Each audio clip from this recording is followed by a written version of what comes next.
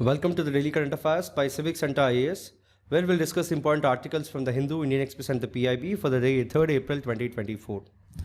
So the first article here talks about Pradhan Mantri, Matsya Kisan Samridhi Sah-Yojana. In this context, we'll talk about it. See, it is a central sector sub-scheme under the Pradhan Mantri Matsya Sampada Yojana. Know that the scheme is being implemented by the Department of Fisheries under the Ministry of Fisheries, Animal Husbandry and Dairying. Furthermore, the scheme was launched for a period of 4 years with an estimated outlay of 6,000 crore. As of now, 11.84 crore has been sanctioned under the scheme. Now we have two key components under the scheme. So the first one is this component where it aims to provide a one-time incentive to aquaculture farmers for purchasing insurance for their farms. Know that the aquaculture farmers with up to 4 hectares of water spread area are eligible under this. And there are special beneficiaries like scheduled caste, scheduled tribe, women beneficiaries are provided an additional 10% incentive over the general category. Then this component provides a performance grants to micro and small fisheries enterprises to encourage the adoption of the safety and quality assurance systems for the fish and fishery products. Now, what are the various objectives of the scheme? See, the scheme seeks to enhance the livelihood of aquaculture farmers and micro and small fisheries enterprises through financial incentives and capacity building. Know that it aims to promote sustainability and quality in the fishery sector and help integrate the sector into broader economy. Also, the scheme focuses on inclusive growth with additional incentives for SC, ST and women beneficiaries to foster equity and social inclusion.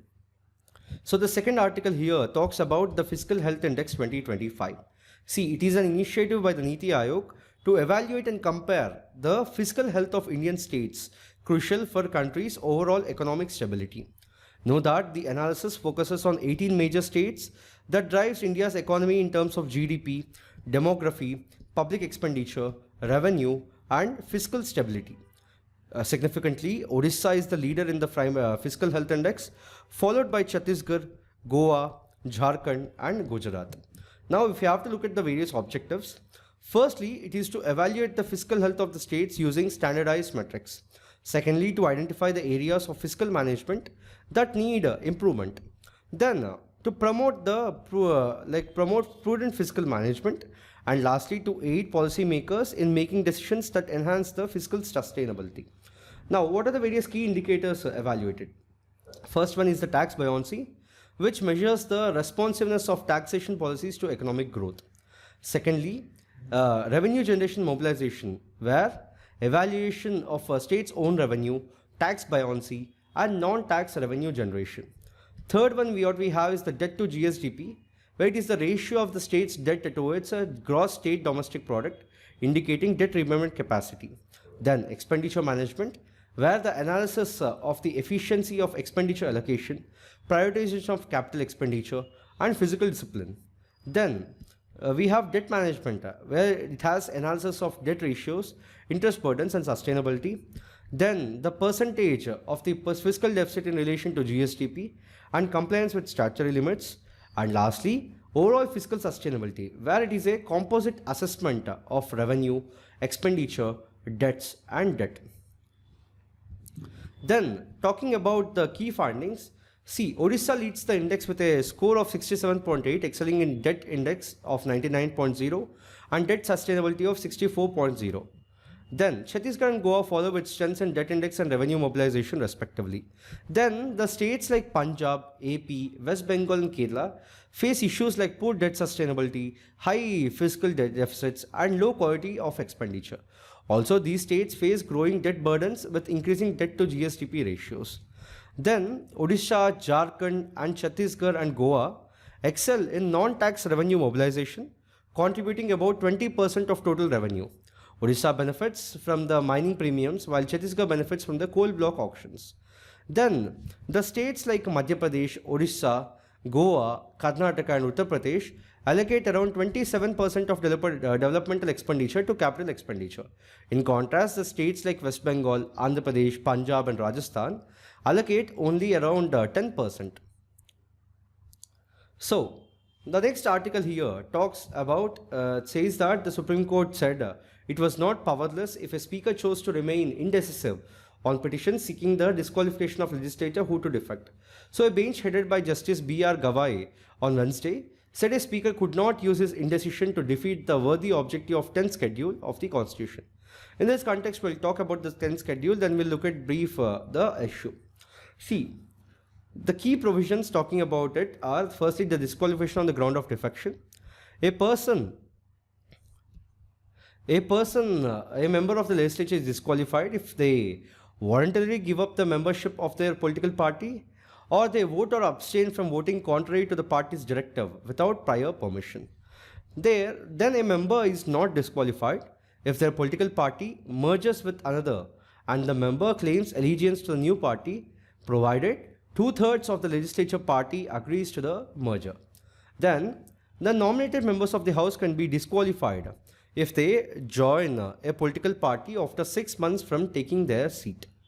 Then the speakers and deputy speakers are not disqualified if they give up their political party membership due to their election to office as long as they don't rejoin their party during their tenure.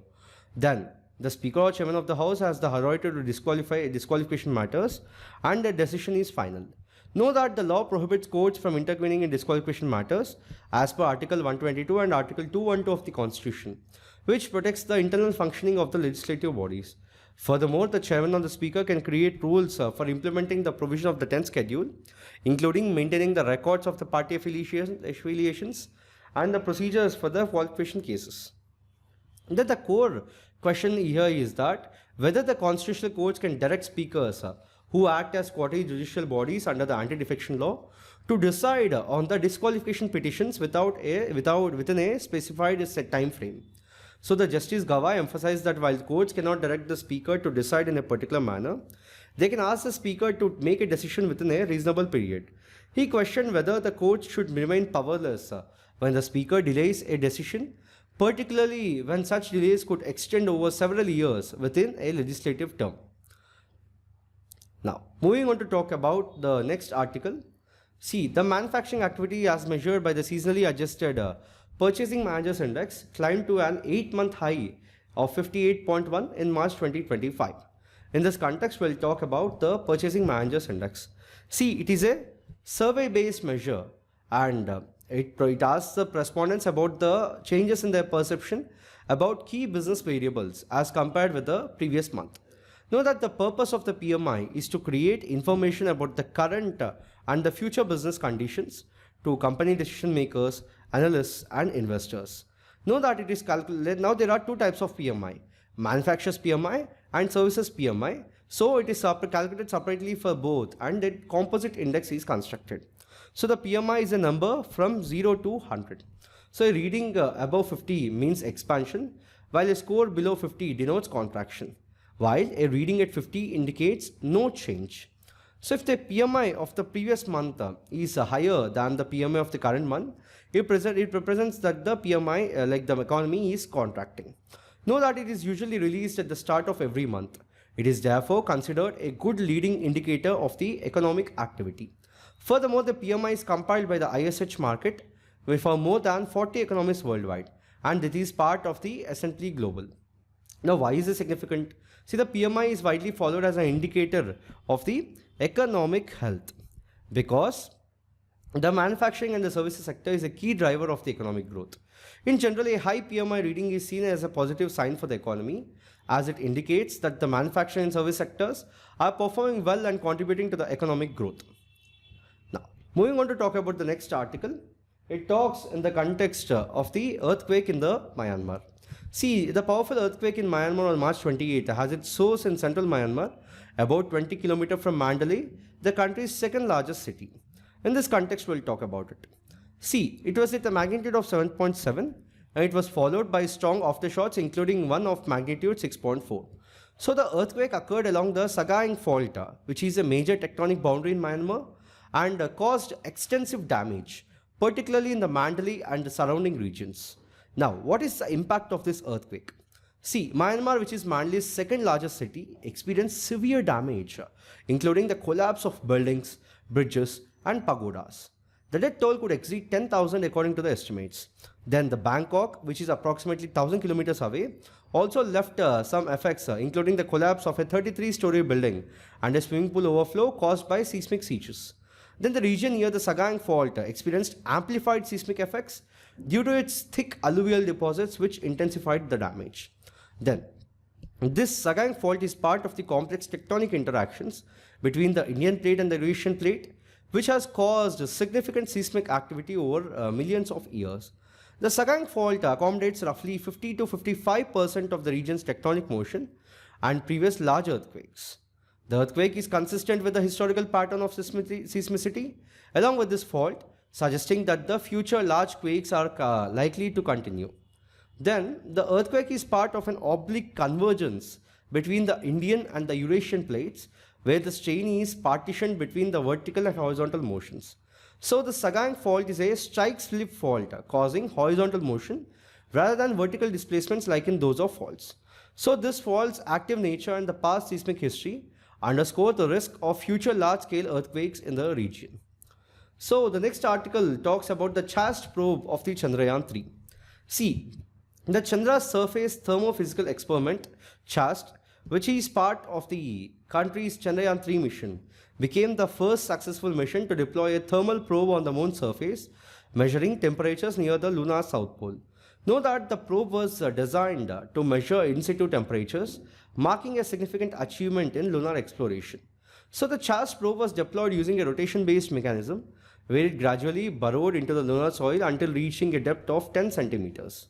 So, what is the success in measuring this lunar temperature? The probe used 10 temperature sensors spaced 1 centimeter apart along its length, which allowed the scientists to assess temperature variations in the soil. So, by monitoring the changes in the resistance, as probe descended into the soil, scientists were able to gauge how far the probe had sunk and confirm it was in contact with the surface. So the data obtained from the ChaSTE showed that water ice is more prevalent on the moon rather than previously expected, providing valuable insights for the future lunar exploration, particularly for the potential use of water on the moon for future space missions. Then, with respect to the technological advancement, ChaSTE was successfully able to penetrate into lunar surface to deploy its thermal sensors, which is a feat that previous missions like Philae and the NASA's InSight mission on Mars could not achieve due to its challenges with the landing or difficulty in the penetration of the surface. So the last article here talks about the importance of fluorine in the body and the fluorosis. See, talking about fluoride or fluorine, it is a chemical element found naturally in the water, air and soil. Know that it plays a crucial role in like maintaining the body health, which means with respect to bones and heat. And it is mainly plays a very crucial role in dental health, bone health and metabolic functions. So, fluorosis refers to the harmful effects caused by excessive fluoride exposure, particularly from the drinking water with the high fluoride levels. Know that it affects the bones and teeth, leading to a range of health problems. So, condition is commonly observed in regions with high natural fluoride concentrations in the groundwater. So, looking at the different types of fluorosis, there are two types. The first one is dental fluorosis, where it occurs when children ingest excess fluoride during their tooth development. The symptoms include staining of teeth, ranging from white spots to brown discoloration, and pitting in severe cases. Know that it does not affect the structural integrity of the teeth but makes them aesthetically unpleasant. Then we have skeletal fluorosis, which is caused by chronic exposure to high fluoride levels, leading to accumulation of fluoride in the bones, resulting in the joint pain, stiffness, bone deformities, and in severe cases, fractures. It can also lead to muscle weakness and fatigue. Now, what are the various symptoms with respect to skeletal fluorosis? See, we have joint pain and stiffness, bone deformities in the legs and spine, muscle weakness and fatigue, and lastly, calcium depletion, making bones more susceptible to fractures. So, the various sources with respect to the fluoride exposure are, firstly, looking at the natural sources.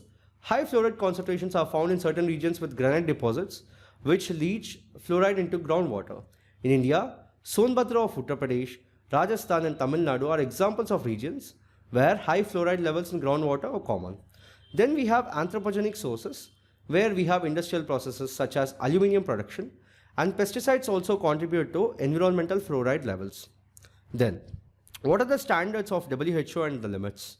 See, the WHO recommends that the maximum acceptable fluoride concentration in drinking water should not exceed 1.5 mg per liter. Exceeding this limit leads to a risk of fluorosis. So in this video, we have discussed 7 articles and the related topics from those articles from the Hindu, Indian Express and the PIB. We'll be back again with another video tomorrow. Thank you.